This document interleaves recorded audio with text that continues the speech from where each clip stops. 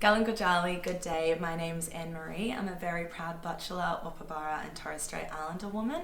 I was born and raised on Jarawai and Guyaville country in Toowoomba, and I've been living here on beautiful Yagara and Turrbal country here in Meanjin for about 15 years now. To date, I've spent my time working and mentoring other First Nations students across Australia. However, I must say my most proud role would be the role I play as a Pyjama Angel, working with my pyjama child to support her goals and her aspirations. I know firsthand the impact of the difference you could make when you're there for a young person. So this is an invitation to find out more about the role you can play. But my motivation came from a very sincere place. It's important to see what we can be in the real world, and I am so grateful for the opportunities I've had throughout my education and now as a volunteer for this amazing organisation.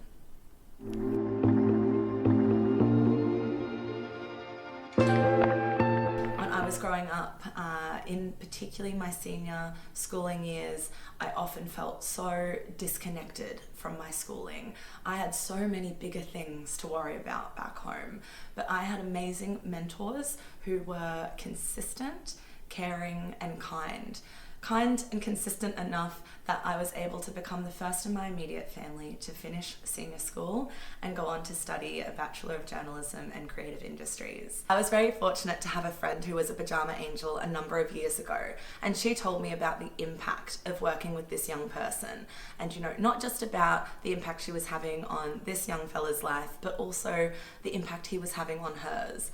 And she shared with me, Ann-Maree, all you have to have is that curiosity, that drive, and that passion for helping and support young people, in the foster system. And I thought, well, absolutely. I'm really, really interested to find out more. So I applied online, was thankful to do an interview and go along to a training day, and the rest is history. It's been 3 years now that I've had the great honour of working with the young woman as her Pyjama Angel.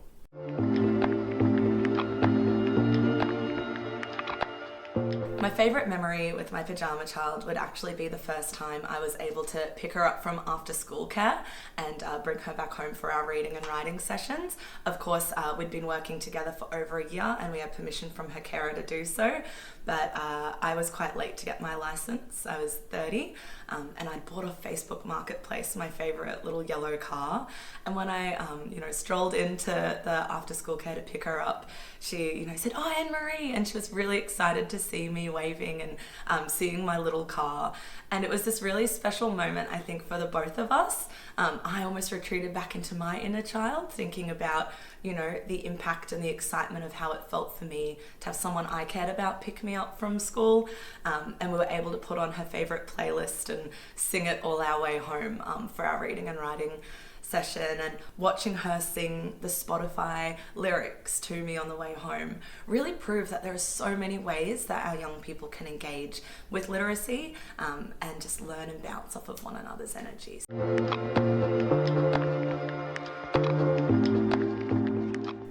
Being a Pyjama Angel is so much reciprocity in this work. Everything that I'm able to share and encourage with the young person I work with, I feel twofold that effect and that impact backwards. She teaches me so much, but for me as well, working with a young Māori woman, being a proud Aboriginal and Torres Strait Islander woman myself, it's so special for me to see the next generation of young staunch, proud, culturally strong people walking up with their head held high. Volunteering for me isn't just about improving, the young person's literacy and numeracy skills. Whilst those are so critical, as is, life skills, confidence, individuality, being proud of ourselves, our identity and the skin that we walk in.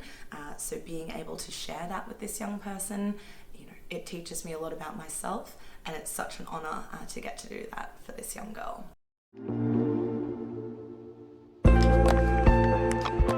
I'm very very honoured to work with a young Māori person. Being a very strong Aboriginal and Torres Strait Islander woman myself, this is such a privilege to be able to spend time with another young woman navigating her culture, sharing in language, practices, and just the general energy and spirit that we as First Peoples from across the world bring into everything we do. I really love the way that my young person sees the world and the way that I see her practice cultural protocol through the support of her siblings and her generosity. This even comes down to a simple Christmas gift where she was very excited to receive it, but the first thing she asked is if I would like one of the lollies first. And whilst that is grounded in generosity, that's also very grounded in our cultures. So it's very special for me to be able to recognize, reward, and celebrate the way that that is role modeled as a young girl. It's also about inviting opportunities for discussions around, hey, do you feel like doing some weaving today? In my personal and professional life, I run a small weaving business with my mum. So I always have a bag of raffia in the boot as an option. And it's there for this young woman to see, do you want to read books about our culture? Do you want to weave and learn about, some of these ancient practices of mindfulness? Or do you want to simply read a book today? So ensuring I'm not pushing some of these practices where it's not my place onto the young person, but representation is everything. So it's really critical, I feel, to have a few options and let this young person lean into the activities as they see fit.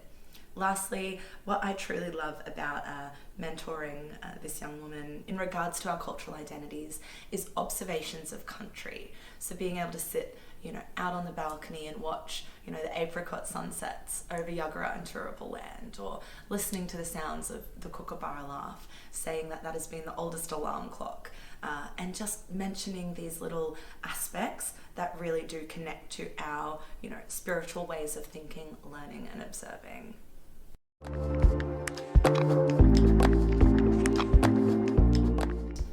It's really important that we have representations of all people, all cultures, all genders and personalities within the space of volunteering.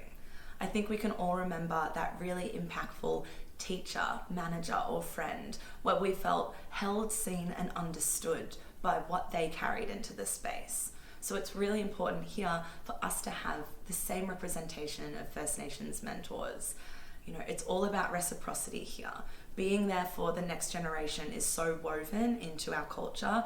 It's also so woven into humanity. So having the opportunity to spend as little as an hour a week to be there for a young person, to learn from them, and to inspire one another is so critical.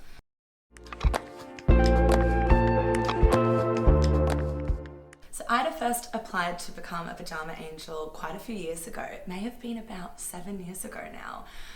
And I had thrown my hat in the ring. I had heard back regarding the application process, which was all very straightforward, and I'd attended a training. So the training day runs for about 5 hours, and it's a really great opportunity to learn, a little bit more about the foundation, our responsibility as mentors, the correct protocols, procedures, risk, and learning from other angels who have been doing this work for years and months, their strategies, answering questions. It's a great opportunity to meet the team, meet like-minded folk who are really passionate about this work. We are so much stronger together. I recommend so genuinely, throw your hat in the ring.